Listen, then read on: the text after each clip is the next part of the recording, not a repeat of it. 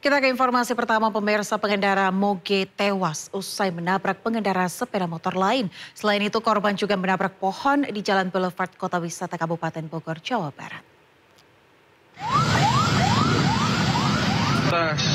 Di Kota Wisata.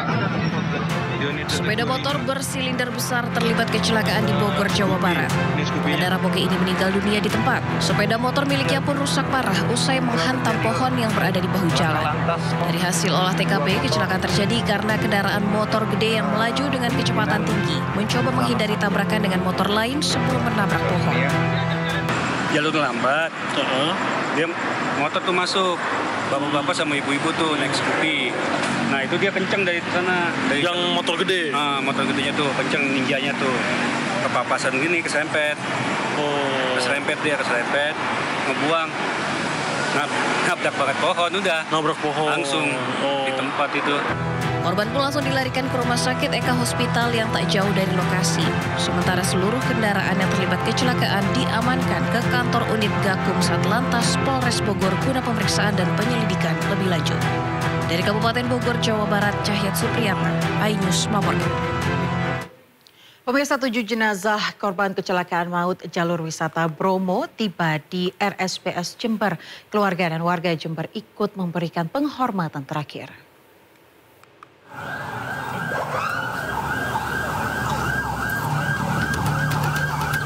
23 ambulans membawa korban meninggal dunia dan luka-luka dari Rumah Sakit Probolinggo menuju ke Rumah Sakit Bina Sehat Jember. Beberapa korban adalah perawat dan pegawai Rumah Sakit Bina Sehat Jember. Bahkan beberapa di antaranya keluarga karyawan yang ikut rekreasi ke Gunung Bromo. 7 jenazah yang datang disolatkan di Komplek RSBS Jember. Keluarga korban termasuk warga Jember terlihat ikut memberikan penghormatan terakhir kepada korban meninggal dunia. Kecelakaan maut di Probolinggo menyebabkan 8 orang meninggal dunia, 7 orang meninggal di TKP, dan 1 orang meninggal di Puskesmas Tonggas. Kita sangat kehilangan, kita sangat berduka. Yang datang dari Allah akan kembali kepada Allah. Untuk itu saya berharap kesaksian bagi semua yang ada di sini, yang pernah bekerja bersama, dan menjadi keluarganya, yang menjadi mitranya, menjadi atasannya. Apakah saudara-saudara bersaksi bahwa para mayat yang ada di sini semasa hidupnya adalah orang-orang yang baik? Korban yang mengalami luka ringan langsung ditangani pihak puskesmas, sementara korban yang mengalami luka berat dirujuk ke RSUD Muhammad Saleh Probolinggo dan RSUD Tonggas.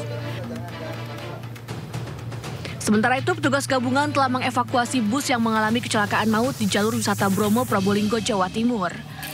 Proses evakuasi terkendala posisi bus yang berada di pinggir jalan raya.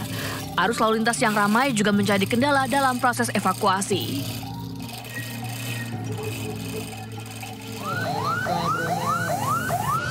Sebelumnya, kecelakaan maut terjadi di jalur wisata Bromo, Desa Boto, Kecamatan Lumbang, Kabupaten Probolinggo, Jawa Timur pada Minggu siang.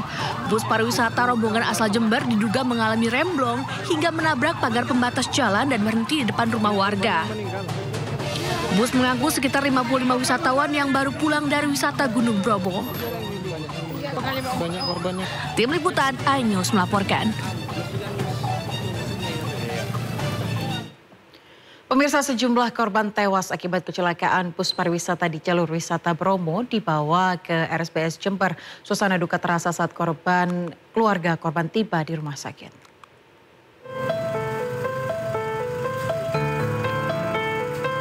Suasana duka menyelimuti RSPS Jember kala ambulans datang membawa korban kecelakaan maut di jalur wisata Bromo. Setelah tiba, jasad korban langsung dibawa ke ruang jenazah. Sementara korban luka langsung dilarikan ke unit gawat darurat. Salah seorang keluarga korban menyampaikan rasa dukanya. Ia merupakan keluarga dari salah satu korban tewas atas nama Hendra yang meninggal dunia bersama istri dan anaknya. Ya, sedih Pak ya. Nggak nyangka ya.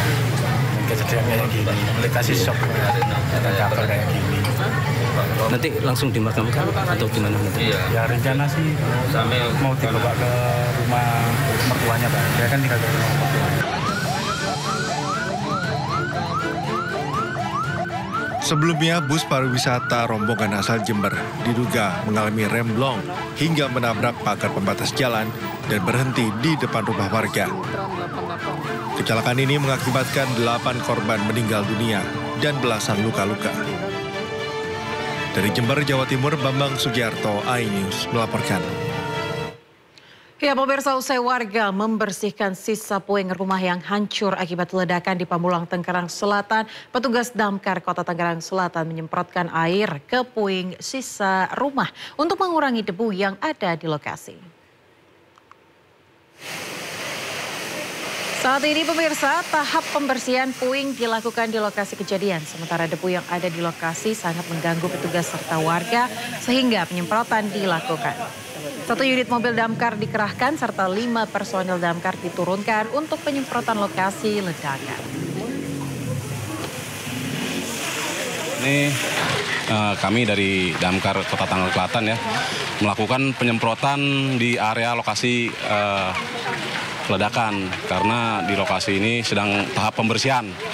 Nah, di tahap pembersihan ini banyak debu-debunya ya bertebaran, makanya kami diminta dari pihak lingkungan masyarakat sini untuk melakukan penyemprotan. Nah, hari ini kita menurunkan 1 unit untuk melakukan. Sebelumnya pemirsa, ledakan dahsyat menghancurkan belasan rumah di Pamulang dan mengakibatkan 7 orang terluka. Sementara 50 orang mengungsi. Polisi memastikan sumber ledakan tidak berasal dari bahan peledak maupun sejenisnya.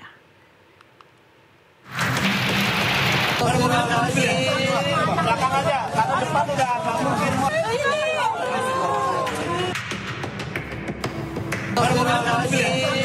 Belakang aja, karena depan udah nggak mungkin. Suara ledakan keras terjadi di Jalan Talas 2 Pondok Cabe Ilir, Pamulang, Tangerang Selatan pada Jumat subuh. Warga seketika panik mendengar suara ledakan tersebut. Warga merasakan gelap gulita dan rumah-rumah hancur.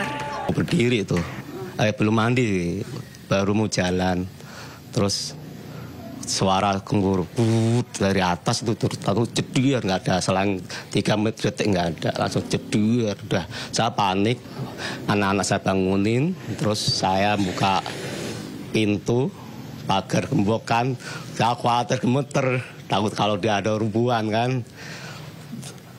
Terus saya bisa buka gembok itu, saya keluar langsung, saya tinggal, tapi rumah udah pada hancur semua dalamnya.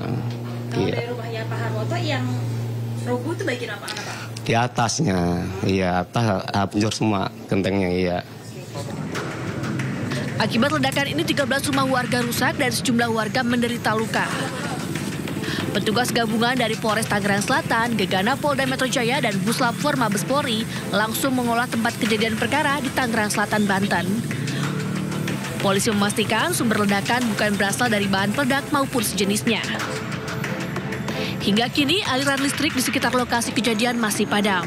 Sementara itu 8 saksi sudah dimintai keterangan. Tentunya kami selaku penyidik bekerja sama dengan ahli dari Puslap-4 Polri sementara melakukan olah TKP lanjut. Intinya bahwa masyarakat tidak perlu ragu dan khawatir, untuk TKP sudah disterilkan, tidak ada bahan-bahan yang berbahaya atau yang dapat menimbulkan ledakan. Namun kami mohon maaf, untuk aliran listrik masih kami padamkan sampai dengan nanti proses olah TKP oleh Puslap-4 Polri dan penyidik selesai. Sebanyak 7 orang warga masih menjalani perawatan di rumah sakit akibat luka yang dideritanya. Sementara itu, BPBD Tangerang Selatan mendirikan dapur umum selama 7 hari ke depan guna mencukupi kebutuhan para warga yang terdampak dari ledakan rumah. BPBD Tangerang Selatan mengatakan saat ini terdapat 50 warga yang terdampak dan mengungsi di masjid sekitar. Tim Liputan iNews melaporkan.